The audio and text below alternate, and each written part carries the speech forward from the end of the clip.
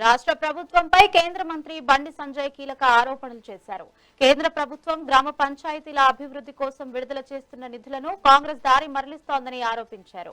అభివృద్ధి పనులకు కేటాయించిన ఈ నిధులను రాష్ట్ర ప్రభుత్వం జీతాల చెల్లింపులకు, కరెంటు బిల్లులకు ఉపయోగిస్తోందని విమర్శించారు. కేంద్ర నిధులు నేరుగా గ్రామ పంచాయతీల అకౌంట్లలోనే జమ అయ్యేలా నిబంధనలు తీసుకురావాలని కేంద్రానికి లేఖ రాస్తానని స్పష్టం చేశారు. రాష్ట్ర ప్రభుత్వం ఇప్పటికైనా తన పనితీరును మార్చుకోవాలని, లేని పక్షంలో ఊరుకునేదే లేదని బండి సంజయ్ హెచ్చరించారు.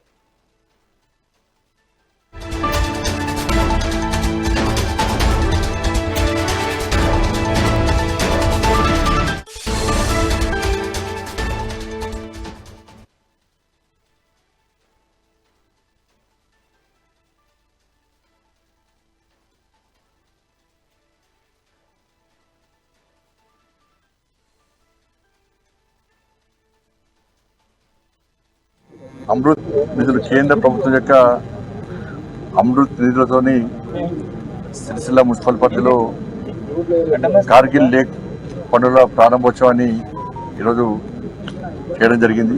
1,32,00,000తోని పూర్తిగా ఈ కార్గిల్ చెరువు కట్ట యొక్క పునరుద్ధరణ, సుందరీకరణ, దాంతోపాటు దీనిలో కొంత డ్రైన్ వాటర్ వస్తూ ఉన్నది. దాన్ని కూడా డ్రైనేజ్ వాటర్ రాకుండా దాన్ని కూడా బయట తరలించడానికి ప్రత్యేక డ్రైనేజ్ కూడా కట్టే ప్రయత్నం చేస్తున్నాం.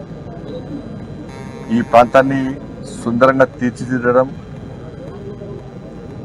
దాని ద్వారా ఈ సిరిసిల్ల జిల్లా ప్రజలందరూ కూడా, సిరిసిల్ల మున్సిపాలిటీ కాకుండా సిరిసిల్ల జిల్లా ప్రజలందరూ కూడా కాలక్షేపం కోసము వీకెండ్స్ టైంలో వచ్చి వాళ్ళ కుటుంబ సమేతంగా వచ్చి వాళ్ళ బంధువులు ఎవరు వచ్చినా కూడా ఇలా కాలక్షేపం కోసం ఈరోజు ఈ చెరువు కట్ట పునరుద్ధరణ కోసం అమృత్ నిధుల ద్వారా 1,30,00,000 ఖర్చు పెట్టి ఇప్పుడు ప్రారంభించడం జరిగింది. ఆల్రెడీ పనులు ప్రారంభమైనాయి.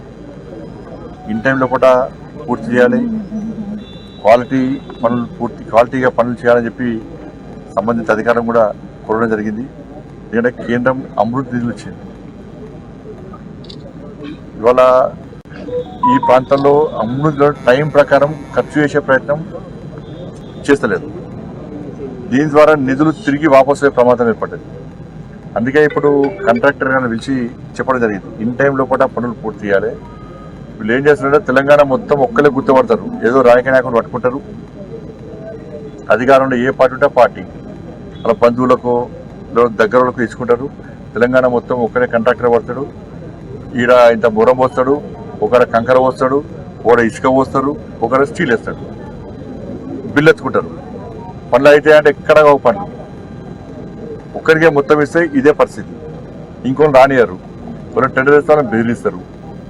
కాబట్టి ఇటువంటి ఏం జరగకుండా ఇన్ టైం లోపల పనులు పూర్తి చేయాలని చెప్పి నేను కండక్టర్ గారు కూడా కోరడం జరిగింది. వాళ్ళు తప్పకుండా హామీ ఇచ్చారు, ఇన్ టైం లోపల క్వాలిటీ పనులు పూర్తి చేస్తామని. ఎందుకంటే అమృత్ 2 ఇది, అమృత్ 1 అయిపోయింది, అమృత్ 2. అమృత్ 1కి సంబంధించి దాదాపు 77,000 కోట్ల రూపాయలను అంచనా వేయడం జరిగింది. దానిలో 36,000 కోట్ల రూపాయలను కేటాయించడం జరిగింది. అమృత్ 1లో అయిపోయింది. అమృత్ 2కి సంబంధించి 3 లక్షల కోట్ల రూపాయలను అంచనా వేయడం జరిగింది. 77,000 కోట్ల రూపాయలను కేటాయించడం జరిగింది. ఇవాళ తెలంగాణ రాష్ట్రానికి సంబంధించి అమృత్ 1 ద్వారా 1,650 కోట్ల రూపాయలు వచ్చినాయి. అమృత్ 2కి సంబంధించి 3,000 కోట్ల రూపాయలు వచ్చినాయి. మన కరీంనగర్ పార్లమెంట్ సంబంధించి 480 కోట్ల రూపాయలు ఇలా కరీంనగర్ పార్లమెంట్కి వచ్చినాయి. వాళ్ళ సిరిసిల్లకే దాదాపు 105 కోట్ల రూపాయలు వచ్చినాయి, ఓన్లీ సిరిసిల్లకి. బట్ వీటి ద్వారా ఈ వాటర్ సప్లైకి సంబంధించి కానీ, పబ్లిక్ వాటర్ సౌకర్యం కల్పించడం కానీ, ఈ మురుగు నీటిని బయట తరలించడం, సివరేజ్ ప్లాంట్లు పెట్టడం కానీ, వాటికి సంబంధించి కేంద్ర ప్రభుత్వం ఈ పథకాన్ని ప్రత్యేకంగా తీసుకొచ్చింది. గ్రామాల్లో జలజీవన్ మిషన్ ఇట్లా ఉంటాయి. మరి దానికి సంబంధించి ప్రభుత్వం ఇవాళ 1,000 కోట్ల రూపాయలు ఇవాళ అమృత్ పథకం ద్వారా ఇవాళ దీన్ని మనం ప్రయత్నం చేస్తున్నాం. దానిలో భాగంగానే వాళ్ళ సిరిసిల్లకు 105 కోట్ల రూపాయలు కేటాయించడం జరిగింది. ఇలా కాబట్టి రాబోయే రోజుల్లో కూడా మరి రిక్వెస్ట్ ఒకటే, అధికారులు కానీ ప్రభుత్వం కానీ ప్రోత్సహించాలి. కేంద్రం ఇచ్చే నిధులు దాని దుర్వినియోగం కాకుండా ఇన్ టైంలో పనులు పూర్తయ్యే విధంగా సహకరిస్తే ఇంకా ఎక్కువ నిధులు వచ్చే అవకాశం ఉంటుంది. ఒకసారి నిధులు కేటాయించినాక ఆ నిధులను సరైన వాడుకోకుంటే నెక్స్ట్ వచ్చే నిధులు పెండింగ్ పడుతుంది. కాబట్టి తెలంగాణ రాష్ట్రం ఇంతో అంతో అభివృద్ధి చెందుతుందంటే అది కేంద్ర ప్రభుత్వ నిధులు మాత్రమే. ఇవాళ సిరిసిల్ల మున్సిపాలిటీకి ఇచ్చే ప్రతి పైసా కేంద్ర ప్రభుత్వం యొక్క నిధులు మాత్రమే.